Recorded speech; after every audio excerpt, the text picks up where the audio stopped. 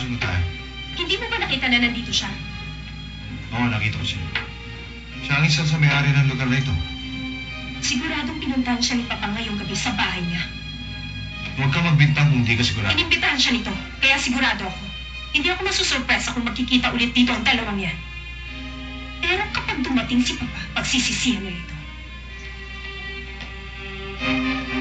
Tama nga yun, Justo. Tama yun. Yung sulat ay naipadala na para sa dyaryo bukas na umaga, Gobernador. Tama lang ang ginawa natin. Malinaw na nakalagay doon na walang pagmamayari na maaaring magbenta ng kahit na ano nasa serbisyo publiko ng Baling Kantado na walang pahintulot sa akin. Malinaw po yun, sir.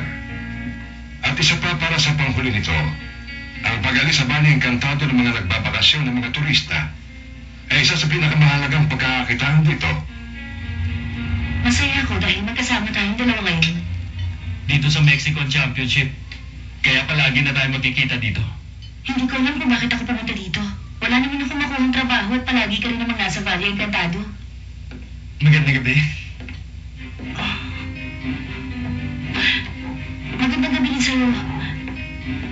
Nakakuha ka na ba ng kwarto kay Aling Josefina?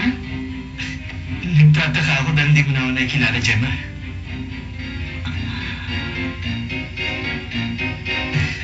Talaga bang hindi mo na ako namumukhaan? Kunin mo yung papipirmahan. Ako nang bahala sa anak ng gobernador at sa football player.